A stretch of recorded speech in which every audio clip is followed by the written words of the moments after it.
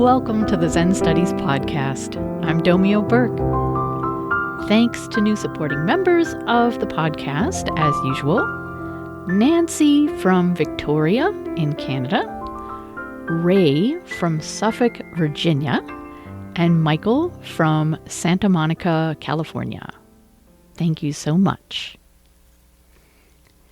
This is the third part of 3 of my episodes on learning the self, one of my 10 fields of Zen. In the first episode, I discussed why we study the self in Zen and what self we're talking about, if according to the teachings, the self is empty of any inherent nature. In the second episode, I talked about what is meant by studying or learning the self, and also explained the idea of karma and why it's valuable to work on it. In this episode, I'm going to cover how we do karma work. And I confess that much of this episode is borrowed from previous episodes I've done on karma. But this happens to be exactly what I wanted to say on how to do karma work in the context of my 10 fields. So, here it is. Taking your karmic inventory. The next step in karma work is becoming intimately familiar with your karma. You look for your karmic issues, those ways in which you are compelled toward harmful behaviors of body, speech, and mind, and those ways in which your capacity for beneficial behaviors are constrained. How do you identify your karmic issues? I mean, you know you're not perfect. You may feel like you're fairly familiar with your faults and shortcomings. However, few of us are in the habit of investigating these things as closely as Zen practice invites us to. You may have already done a fair amount of work on yourself, whether through introspection, psychotherapy, a 12-step program. But many of us tend to react to evidence of our issues with denial or blaming, defensiveness, or self-recrimination. In practice, you need to learn how to examine your karmic issues with some objectivity, setting aside your self-concern as much as you can. Instead of getting all wrapped up in a narrative about who you think you are, who you should be, or who you want to be, it's best to relate to your karmic issues almost as if they belonged to someone else. Instead of thinking, I'm a terrible person because my mind is so full of judgments about other people, you think, as much as possible, interesting. Look at all those judgments about other people. What's that about? This kind of objectivity can be difficult, but you might find it liberating to be invited to view things this way.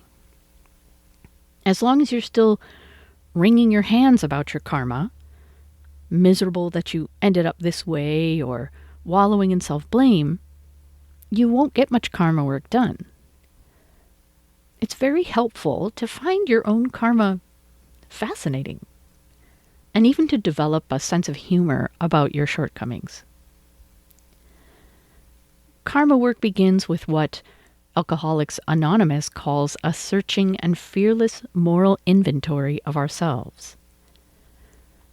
If you're not currently facing a life or death matter like addiction, such an inventory may seem like a negative, burdensome, or unnecessary project.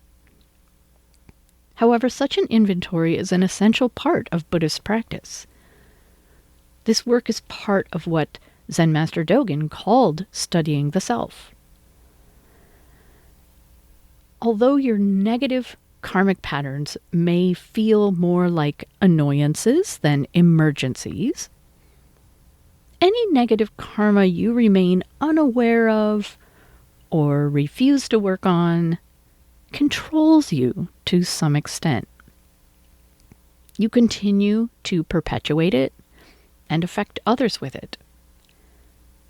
Your experience of life is constrained by it, compromising your peace of mind, your intimacy with others, and your ability to settle deeply in meditation and engage in awakening work.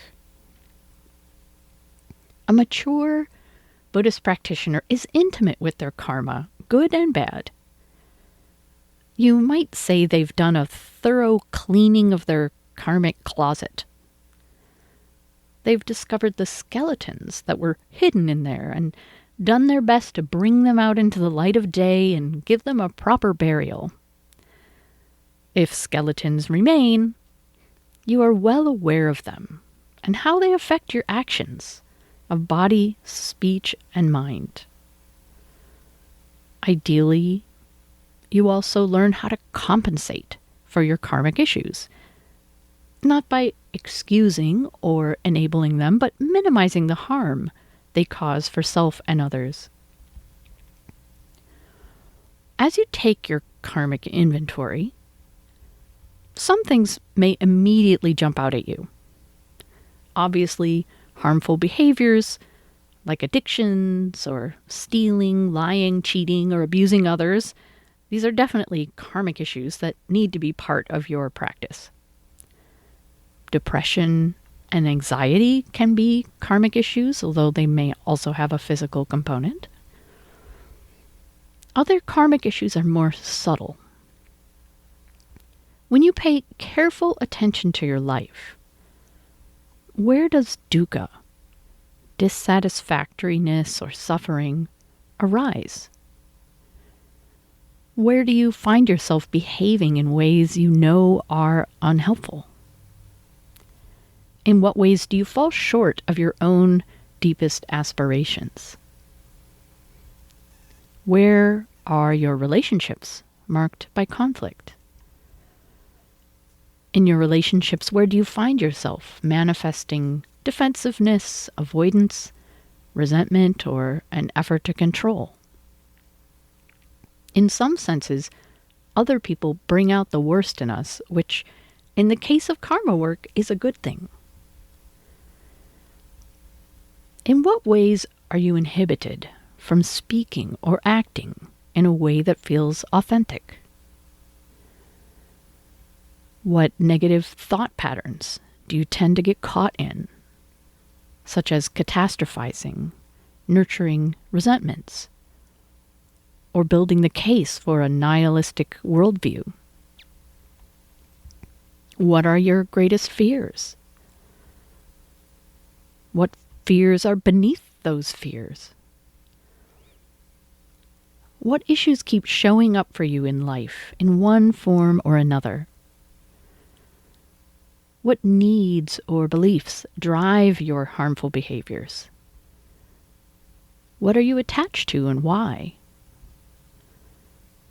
Why aren't you completely and utterly satisfied with yourself and your life? What gets in the way of your intimacy with others and with all of life? The list of possible lines of karmic inquiry are infinite.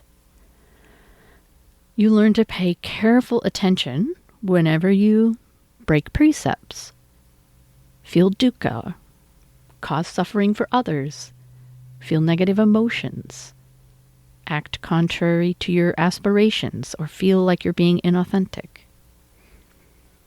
At a more subtle level, you learn to notice when any tightness or reactivity arises in your body or mind. You turn your attention to your karmic issues not because you're embarking on an endless self-improvement project, but because noticing any tightness in the flow of your life is an opportunity to achieve greater freedom, wisdom, compassion, and skillfulness. You don't have to tackle all your karmic issues at once. You don't have to add judgment and self-recrimination when you recognize one of the skeletons in your closet. You don't have to fixate on an ideal about who you should be and constantly compare yourself with it. If, as I discussed earlier, you can be somewhat objective about your karma, you can roll your sleeves up and engage in your karma work as a way of taking care of this precious human life. You're not asked to flagellate yourself for being flawed. You're encouraged to realize your full potential. Untangling your karmic knots. The first step in working on a particular karmic issue is to cultivate curiosity about it. This means arousing your questioning mind and looking closely. As much as possible, adopt an attitude of humility. Setting aside your assumption that you already understand this part of your karma. Imagine you're a psychologist observing yourself. Ask respectful and compassionate questions to understand your karma more intimately. When this karmic issue arises, what is usually going on in your life? What triggers your behavior of body, speech, or mind? What are you thinking and feeling? What happens in your body? Is there any tightness? Maybe a headache, dizziness, nausea? How long does your reaction last? What do you really want in the situation where the issue arises? If you could get exactly what you wanted in that moment, what would it be? As you experience this karma, do mental and physical memories come up from the past? Do you get stuck in a stressful loop of negative thinking? If so, what's the content of that thinking? What tends to alleviate your karmic symptoms? As you're closely observing your own experience, it's important, at least temporarily, to set aside your agenda to change. The temptation to leap straight to fixing things will cause you to jump to relatively shallow and premature conclusions which aren't helpful. An agenda also skews your attention and may cause you to negatively judge what you observe. The part of your self being observed may respond by being uncooperative, such that your thoughts and feelings go underground and your effort to understand is foiled. What you discover as you deeply examine your own karma may not be easy to face. You may need to open up old wounds before they can be healed. Your idea of yourself may be profoundly challenged. You may need to recognize and admit that much of your internal dialogue is childish, self-centered, arrogant, or completely irrational. All of this is okay. It may help to remind yourself that anything unpleasant you uncover in your karmic inquiry was lurking there long before you uncovered it, quietly wreaking havoc with, or at least compromising your life. As you investigate, it's important to remember how incredibly complicated karma is. An issue you want to address is never going to have one simple cause. Instead of discovering a one-to-one cause and effect relationship, you're likely to discover what my teachers called a karmic knot. One negative behavior entered your repertoire because of some other issue you have, which connects back to another cause, and so on. The causes and effects twist back on themselves and reinforce each other. Finding any resolution can seem quite unlikely sometimes. However, karma work is not like straightforward problem solving. It requires patient, gentle persistence.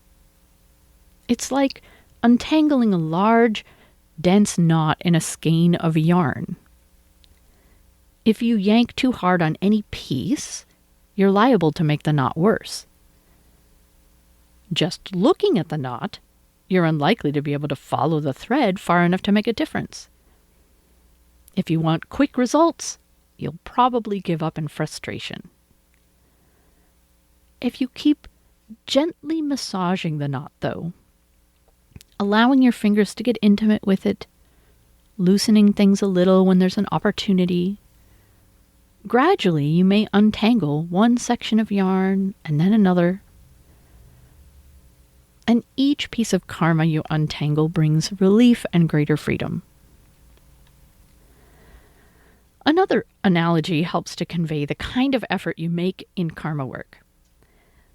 Imagine greater understanding and freedom is on the other side of a locked door. It's an incredibly thick door you can't break through. If you want to get through the door, it won't help if you just walk away from it and forget it. What you need to do is maintain contact with the door, perhaps leaning against it or placing the palm of your hand on it. You use some pressure, so if or when the door gives a little, you'll notice and take advantage of it. Such effort requires patience, determination, and persistence. When you first begin deliberate karma work, it may seem like a hopeless or foolish endeavor, but over time, your faith that change is possible will grow. In my experience, you may have to keep your hand on that door to insight for many years, but eventually something will budge and make the whole effort worth it. Identifying underlying causes in the here and now. For the next stage of karma work, I want to introduce yet another analogy. The karmic issues you observe on the surface, your obvious thoughts and feelings, behaviors and experiences, are often like symptoms of an underlying illness. You can treat your symptoms, but ultimately the most healing and transformative thing is to address the underlying illness. If you want to find the underlying causes for your karmic issues, you need to keep delving deeper and deeper. Simple answers may help you a little, but they're unlikely to truly unravel your karmic knots or result in lasting change. If you arrive at an answer or insight, you then ask, what's underneath or behind that? Note, the underlying causes you are looking for are in the here and now, not in the past. The karmic malady lives within your own body and mind. The issues may have causes rooted in the past or in the actions of other people, but that isn't what you're trying to figure out in karma work. Second note, when you're looking for underlying causes, you're not using your intellect. I mean, you don't exclude your mind, of course, and part of your process may involve words or narratives. However, some of the answers you find may manifest in images, physical sensations, dreams, or spontaneously arising emotions. In addition, you're not actively figuring things out. Instead, you're shining the light of awareness on your karma and looking. you examine and question what is happening within you as if you were a scientist. Interesting. Look at that thought. What's that about? Why do I care so much about that? What am I afraid of? The answers may not appear to you right away, and they may not be the answers to questions you were asking. But if you keep up this process, eventually insights happen. When they occur, they feel fresh, spontaneous, and often somewhat surprising. Your meditation practice helps immensely when it comes to cultivating the ability to just sit still and shine the light of awareness on a topic and wait for answers to arise. I'll use an example to illustrate the process of taking your karmic investigation deeper to find underlying causes. Let's say you tend to judge other people negatively. Let's say this happens often enough and the judgmental thoughts are so preoccupying that you really want to understand this tendency and hopefully find a way to change. You start watching your judgmentalism carefully, noticing it arise, what goes through your mind, how you feel at the time, and then noticing when it passes. Looking carefully and patiently, one day you recognize that when you're judging someone's behavior, you're thinking, well, I don't let myself do that. Surprisingly, you realize you feel a little bit of envy for the other person. Why can they get away with acting like that when you work so hard to be the right kind of person? It's not fair. Just this amount of insight into your karma may help. Maybe you realize that your judgmentalism isn't so much about the behavior of other people. It's about your own standards for yourself. This may lead you to give yourself a break sometimes, which subsequently makes you a little more tolerant of others. But there are many layers of karma beneath such a preliminary insight. For example, why do you feel compelled to hold yourself to such high standards? What do you think would happen if you failed to meet the standards you have chosen for yourself? Let's say you hold that question for a while, and at some point recognize that some part of you fears you are inherently unworthy of acceptance and love. Maybe starting in your childhood, you tried to figure out what kinds of behaviors would earn you the belonging and esteem you needed. And you gradually created a long list of standards for yourself that feel less like voluntary aspirations than a set of fixed rules. And the punishment for breaking those rules is potentially devastating rejection, humiliation, and alienation from the people you love and depend on. And maybe this insight helps resolve some of your karma.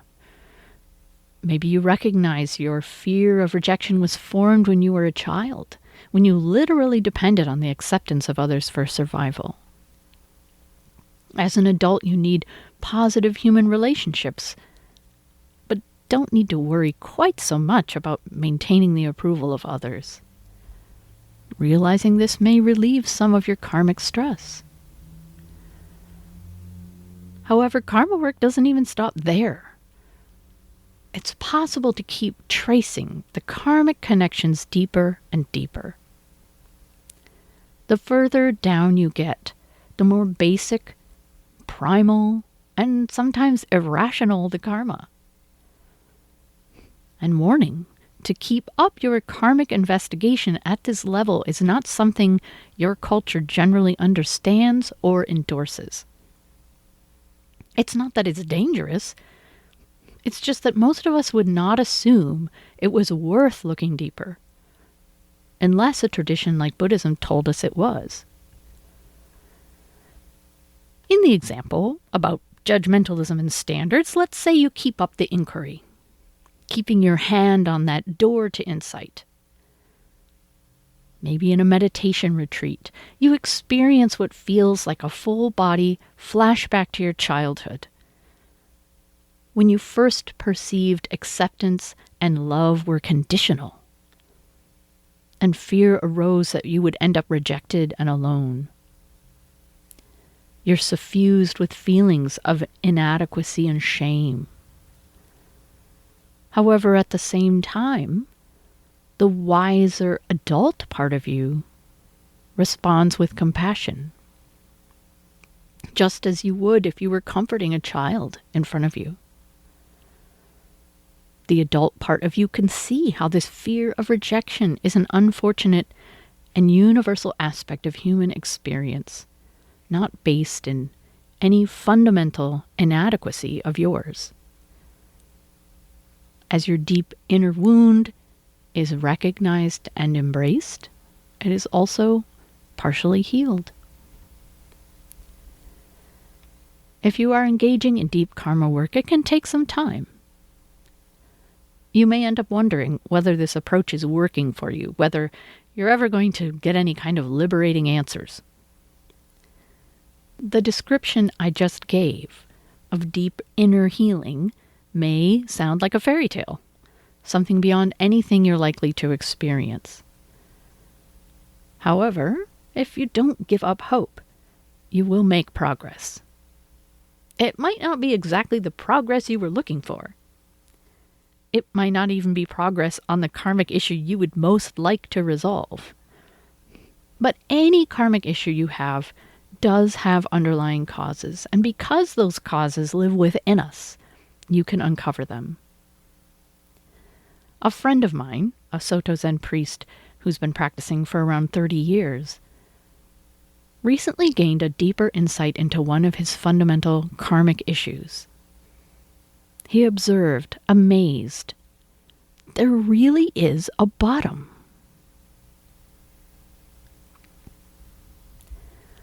Insight versus habit change. So karma work has two aspects, insight and habit change, and both are essential. Insight can be the result of the kind of inquiry I just described, although it can occur spontaneously as well. You gain an understanding of your karma that changes your relationship to it, or opens up some new possibilities. I find it very helpful to contemplate a new karmic insight and then ask, what can I let go of here? In any difficult situation, there may be things that are beyond your control, or aspects of yourself you're not yet able to change. But there may be just one small thing, one assumption you can question, one attachment you can release, one narrative you can drop, which will make a big difference. The liberation attained through insight can be wonderful, lasting, and transformative. In the example I used earlier, I talked about a deep and primal insight involving kind of re-experiencing childhood fear and then meeting that with adult strength and compassion. This kind of experience can forever change you. You may never again feel the same level of anxiety about rejection or the same compulsion to meet the standards you have set for yourself. However, karma work also involves habit change. Sometimes insights bring about a significant behavioral change, and sometimes they don't. Smaller insights may open up possibilities for change, but you still have to act on them. Your karma is carried in your body and in your conscious and unconscious mind. Habit energy is the momentum of karma, carrying you along well-worn karmic pathways even when you know better or want to live differently. One of my teachers, Kjogin Carlson, described a perfect illustration of the relationship between insight and habit energy.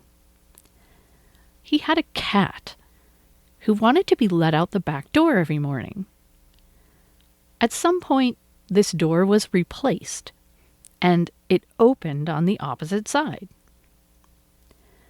Although Kyogen knew this, every morning for a week or more, his hand would move toward the side of the door where the old door handle had been. And the cat also went and waited at the wrong side of the door, of course. Eventually, Kyogen's habit energy changed, and he would reach for the new door handle automatically. Curiously, the cat's habit energy changed on almost exactly the same timeline as Kyogen's.